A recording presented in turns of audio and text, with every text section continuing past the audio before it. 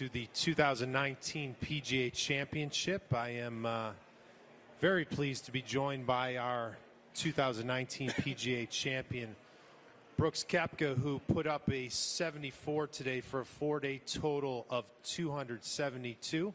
He finished at 8 under par. Brooks, your victory here at Bethpage this week, it's historical on so many levels, but I want to ask you, go back about 2 years. You went into the final round of the U.S. Open at Erin Hills. You were one shot back, and now you're a repeat PGA champion and a 4-time major winner. Could you just talk about that journey from there to here tonight? Well, it's been incredibly quick. I know that. It's been so much fun these last, 2 years? It's pretty close to 2 years.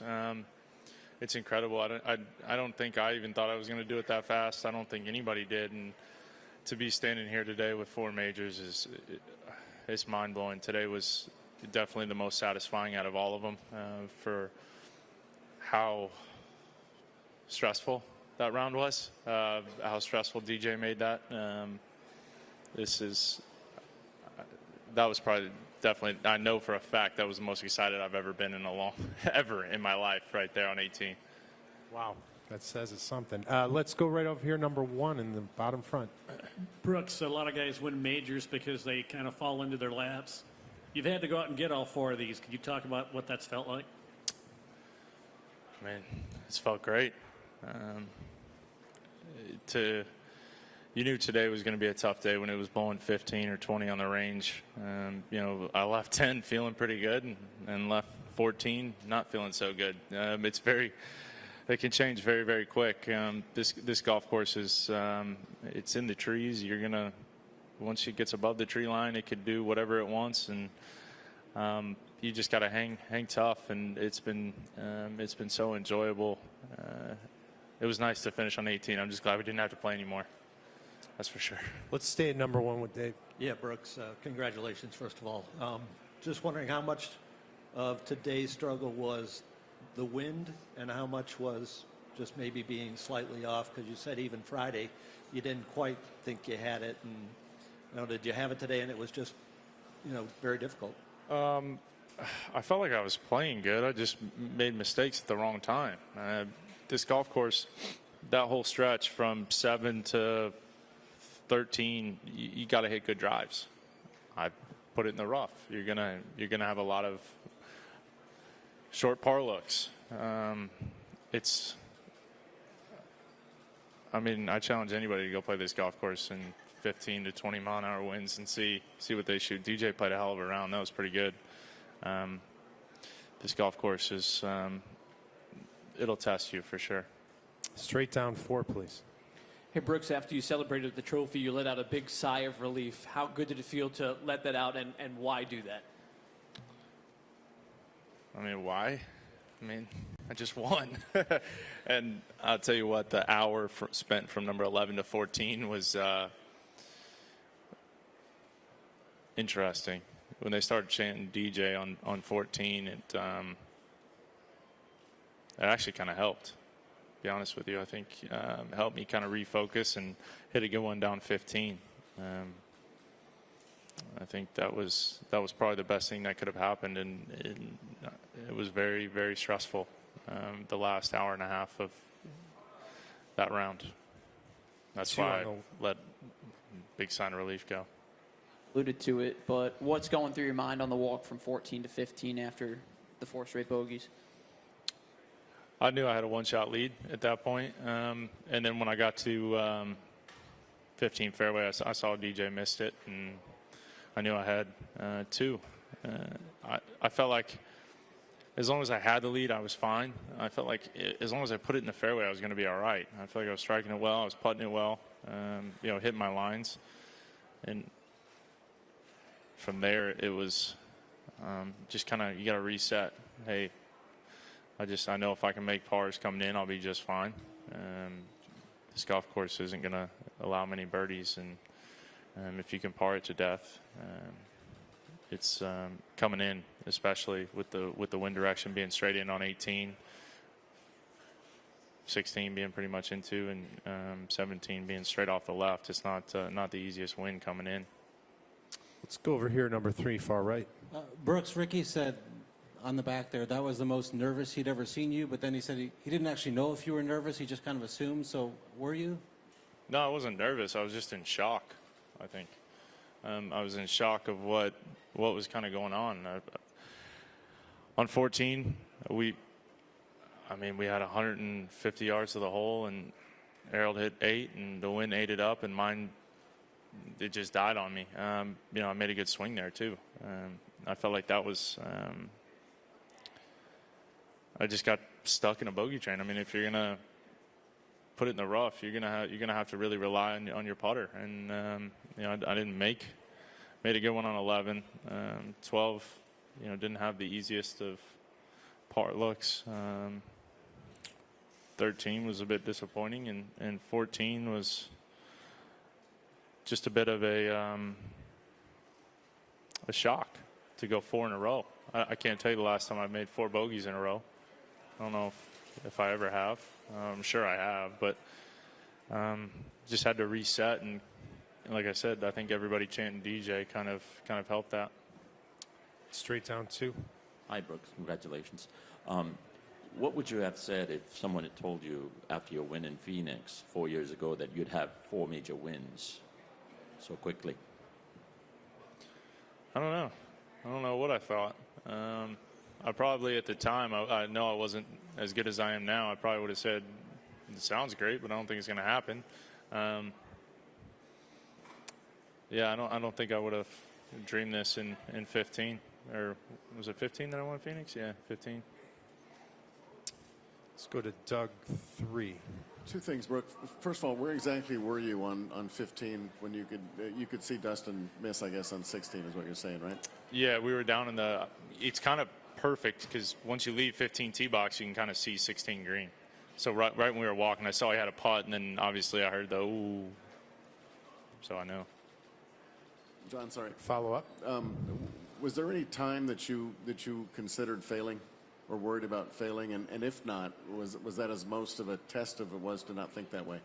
It was definitely a test. I never thought about failing. I mean, I was trying my butt off.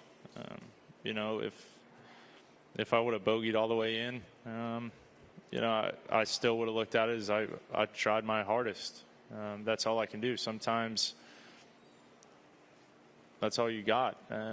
Even if I would have lost, or I guess you could say it choked it away. I mean, I tried my tail off just to make par and kind of right the ship. But I never once thought about it. I always felt like once I had the lead, it was, he's got to make one more birdie and I've got to make a bogey for this thing to kind of switch. And I think hitting 15 tee shot down the middle of the fairway definitely kind of helped ease a little bit of the tension, knowing that pin was kind of in a gettable spot, but then hit a terrible wet shot above. I don't know how you missed that slope, but I did. 4, then 1, right straight down here. Hey, Brooks, just wondering if you could touch on your relationship with Warren, especially as you were starting your professional career, and how special it was to see him behind the 18th green after you won today. Yeah, it was nice to have Warren there. Obviously, he's been a big part of my life, a big part of kind of how I developed in this game, where I am now. And he's been like a second dad to me. He's been very important to me. We exchange texts quite a lot. See him every year at Honda. It was very special to have him here this time, and meant the world to me. Number 1. Brooks, you mentioned the 18th tee and kind of feeling the pressure. Can you tell us, did you know what your lead was, and what did you think about on that tee shot? Was there a consideration of possibly laying back, and then what were you trying to do with the tee shot there? Yeah, I knew where I stood all day. Even like I kept telling myself when we were up by 4, it doesn't matter. You're still up by 4. They got to go do something to come get you. But 18 tee, I never once thought about anything but driver. It's one of those holes where just pumping 25 into you. If you hit it in the bunkers or if you hit it anywhere, you just chop it out like I did. felt like I kind of got unlucky. If it was probably in the bunker, I would have gone for the green, no doubt. But I'll take my 4 and get out of there. Right down in the front 3.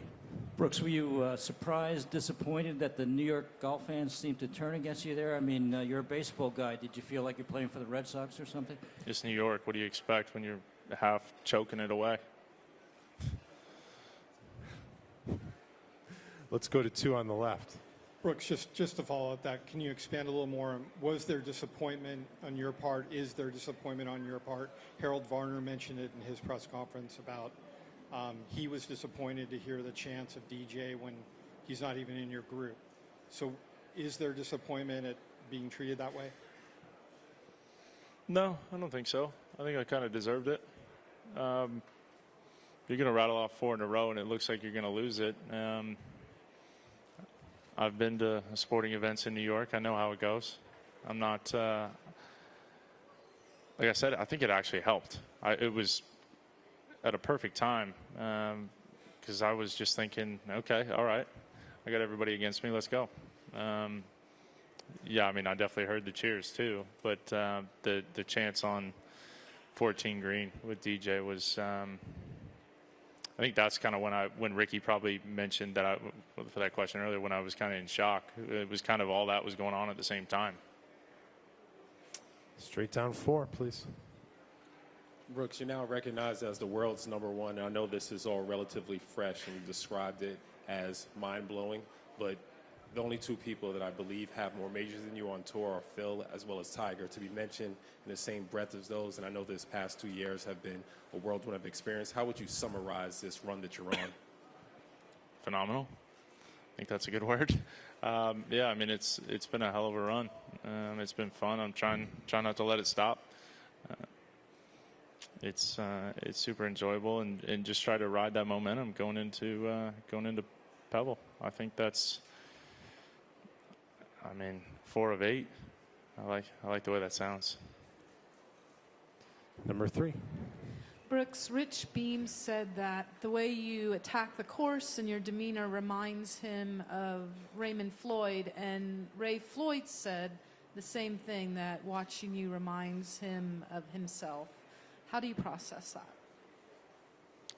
I'll be honest, I didn't watch much of Ray. So I don't know what to say. I mean, I've watched a couple of highlight tapes of him, and I mean, I know he's pretty good. But I mean, if you're going to be compared to him, that's always an honor.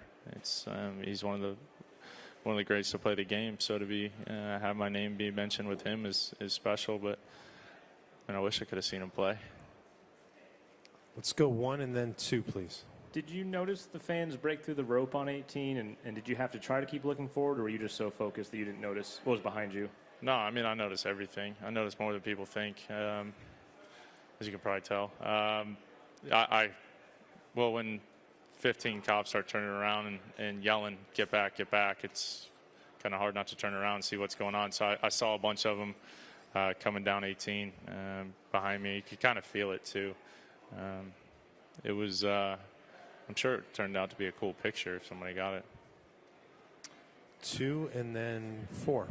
You mentioned you were looking at the scoreboard all round long. Is that something you always do? Is that something you just did today, and why? Because that changes for every golfer. I've always done it. I feel like it's important to kind of know where you're at, know where you stand, especially with a 7-shot lead. It's you want to know what you have to do coming down, and sometimes even when it was going sideways, there's still a sense of relief that you have a 1-2 shot lead. You can definitely feed off that. I've earned the right to struggle a little bit. I played so well, I can afford to struggle a little bit and get it, and I'm one hole closer to being done. That's just how I kept looking at it, and all I needed was one solid hole. One birdie, I thought, coming in would kind of slam the door home. Let's go 4 and then 2. Brooks, I appreciate the defense of the US Open title comes first, but how much have you spoken about the Open, given your caddy's Portrush connections, and how much of an advantage can he be for you there? I mean, he knows the golf course. I mean, he grew up 2 minutes from there, so he knows the golf course. He should know or to hit it. I'm excited to get over there. I've never actually been to Ireland. It's one place I've never been, which is shocking because I've been all over the world, but it's one place I've never been. So I'm looking forward to going. It'll be special for him. It'll be special for me. I'm sure he's going to have his family. His mom and dad will be out there. I think he's staying with him that week. So I think everybody in Ireland's been waiting for this for a long time. So it'll be very special. 2, please. Brooks, obviously you're mentally stronger than anybody probably, but was there anything out there in your own reactions mentally that surprised you today? I don't think so. I mean, I'd probably have to go back and watch tape from 11 to 14 to see what I felt like my body language was fine. 14 was just one of those things that happens. The wind dies and it kind of stays below the trees and sails over. But I mean, the rest of the holes, I was in the rough. I was in bad positions to start. I feel like I was from the second I left the tee box, it was okay. How do I make sure I make bogey at worst? And I did that. It was definitely disappointing at the time, walking off 14, but you got to right the ship eventually and try to stay mentally strong and just know, I've got a lead and I need to somehow figure out how to get this into 18. Straight down 3. Brooks, earlier this week, you said that you feel like you have to manufacture a little chip on your shoulder. Do you still feel like you need that chip? And if so, how do you keep that chip after a 4th major? There's always a chip. I think every great athlete always has a chip, whether it be somebody saying you can't do something. It doesn't matter. I feel like you look at Michael Jordan, or I've heard him talk about it, having a chip on his shoulder, and I think that's important. It works for me. Why would I stray from that? It's one of those things. It doesn't need to come from anybody. It can just come from me. I can make something up in my own head and tell myself I can't get to 10 or more, and I'm trying to prove myself wrong. It doesn't need to come from the outside. I can do it internally too. Number 1, please. Hi, Brooks. Congratulations. 2-part question, if that's okay. The first one, once you get home and you look through messages and stuff, is there one guy or girl outside of golf that you're hoping gets in touch with you to congratulate you? Everybody really close to me is here. That's all. I don't know. My best friend's supposed to be here. I don't know. They had a baseball game today. I don't know if they won. I'm assuming they won the first game, so they're on to regionals. So he's driving here now, but I just want to see him. Everybody important to me is here. I don't text messages great, but my true group, small circle, is here. 3 straight down, Michael. Thank you. Brooks, if you think about your 2 Long Island wins, you won from behind and you won with a big lead. Which is actually the harder of the 2 to do, win from behind or win with a big lead?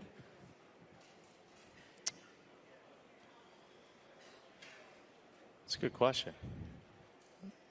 It's definitely different. It's something I've never experienced. It's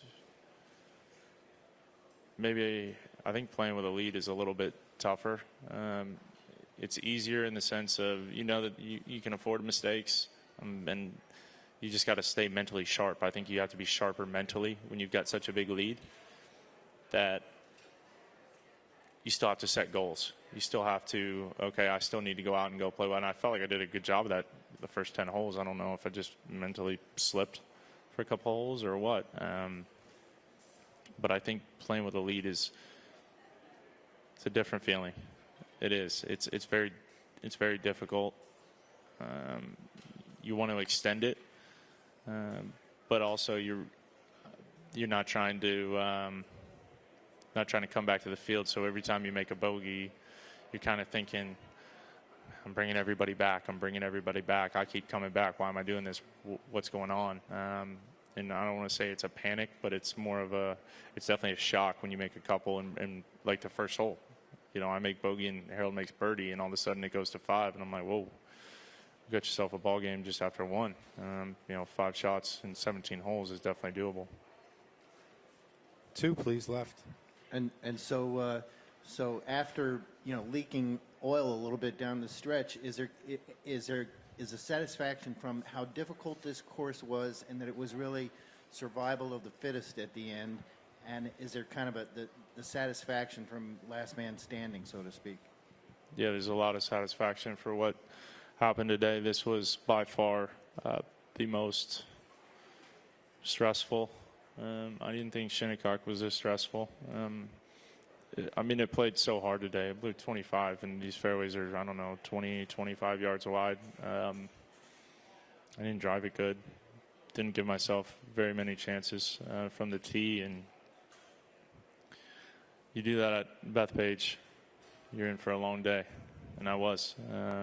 I'm just glad, like I said, I'm glad I've got this thing sitting next to me. It's very satisfying, this one. This was definitely the most satisfying of all the ones I've won. Let's go to straight back number 1. Brooks, do you think as you win more majors, you may only get excited at majors from now on? Like, is it going to be hard to fire up for regular tour events? I mean, I'm trying my best. I felt we were actually talking about this the other day. I've finished second 9 times. And every time I feel like I've finished second, I've run into a buzzsaw. A Honda this year, Keith played a fantastic 18th hole. I played solid. I'm very pleased. Rod Pampling beat me in Vegas. Played unbelievable. I played great there. I mean, I've played great a lot of times. I just finished second so many times. I think that's second sucks, but I played good every time. So I need to take it over to the regular tour events and start winning there too. There's no reason I can't. 3 and then 2. 3. Brooks, since you've been so good at using slights or disrespect in your career, I wonder what the most disrespected or slighted you ever felt as an athlete in your career was.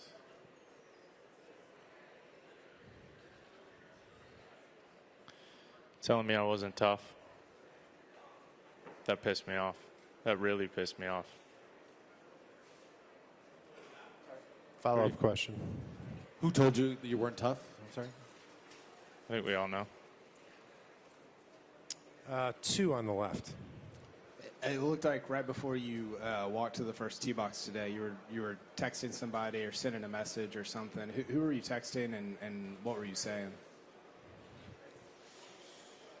Probably my group of boys that are here, my friends. But I probably just told them I'll see them out there. I think I was asking where they were, and I just told them to shout something that only I would know. So it was easy to find them on one.